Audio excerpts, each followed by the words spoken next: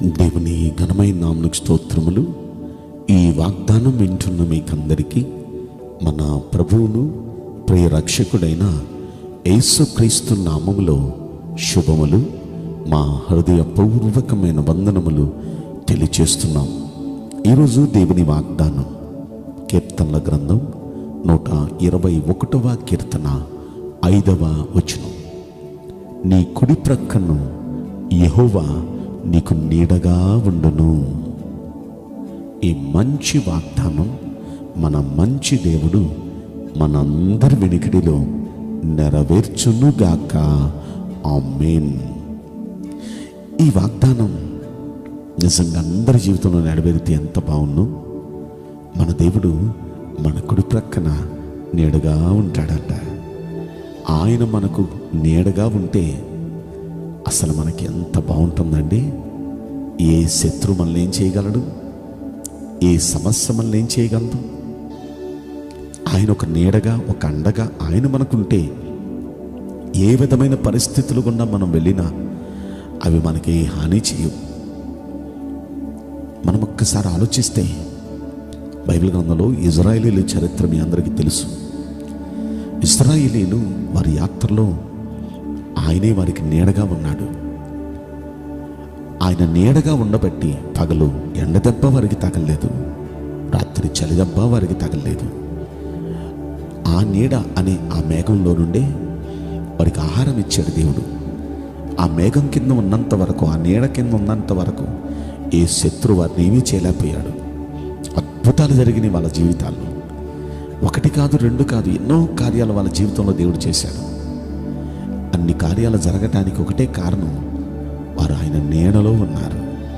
ఆయన నీడలో ఉన్న వారికి ఏ ఆపద రానివ్వలేదు, ఏ సమస్య రానివ్వలేదు. వారికి ఆయన తోడుగా ఉండి వారికి అన్ని విషయాల్లో జీవించాడు.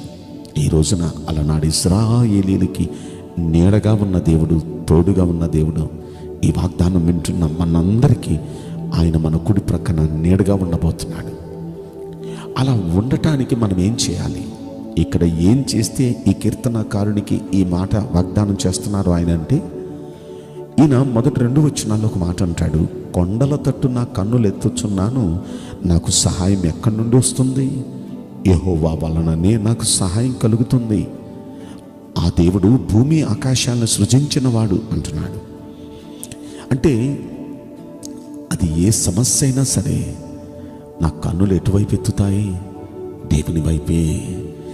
ఎవరైతే ఈ భూమి ఆకాశాలను సృజించారో, ఈ భూమి ఆకాశాలను సృజించిన సృష్టికర్త అయిన యెహోవా వైపే నా కన్నులు ఎత్తుతాను. ఏ సహాయమైన ఆయన దగ్గర నుండే నాకు వస్తుంది. ఆయనే నాకు సహాయం చేస్తాడు. ఆయనే కష్టాల నుండి నన్ను విడిపిస్తాడు. ఆయనే నాకు మేలు చేస్తాడు. ఆయనే ఏదైనా సరే నా జీవితంలో ఆయన తట్టే నేను చూస్తాను అని చెప్తున్నాడండి.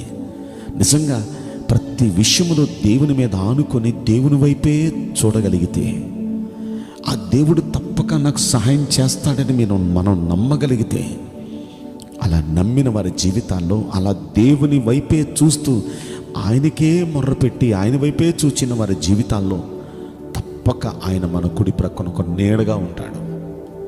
ఆయన నీడగా ఉంటే ఎలా కాపాడతాడో చెప్పనా? కునుకక నిద్రపోక కాపాడతాడంట ఆయన. పై వచనాల్లో రాయబడి ఉంది, కునుకక నిద్రపోక. తల్లి కాపాడిద్ది, తండ్రి కాపాడతాడు, కానీ వారు కొంతవరకే. కానీ మన జీవితకాలం అంతా కునుకక నిద్రపోక ఆయన మనల్ని కాపాడుతూ ఉంటాడు.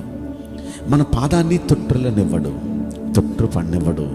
పర్ఫెక్ట్గా వెళతాం. ఏ పని చేసినా పర్ఫెక్ట్గా ఉంటాం మనం. ఇక్కడ కూడా అంటున్నాడు, పగలు ఎండ దెబ్బైనా, రాత్రి వెన్నెల దెబ్బైనా నీకు తగలదు.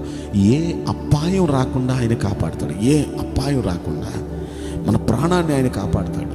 ఇది మొదలుకొని నిరంతరం రాకపోకల్లో కూడా దేవుడు కాపాడుతాడు.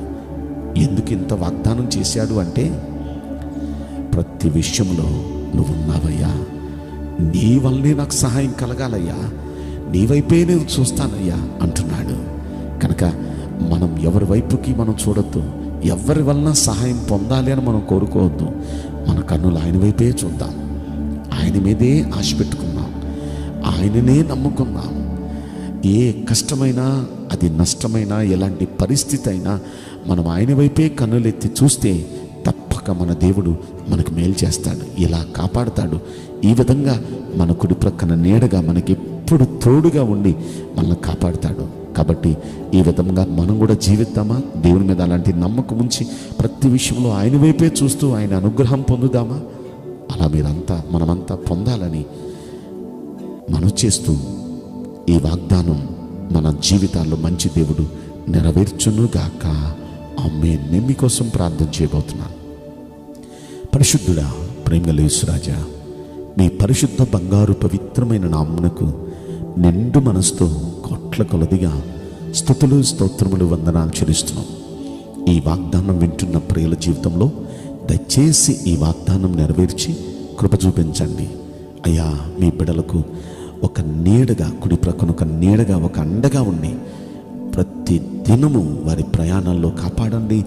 అన్ని రీతుల్లో ఏ విధమైన ఇబ్బంది, సమస్య లేకుండా వారిని కాపాడి వారిని నడిపించి అద్భుతాలు జరిగించమని ఈ కొద్ది మనవులు నజరేయుడైన యేసుక్రీస్తు ప్రశస్తమైన నామములో మిక్కిలి వినయముతో ప్రార్థించి బ్రతిమలాడి వేడుకుంటున్నాం ప్రియ పరలోకపు తండ్రి. Amen. May God bless you all. Thank you.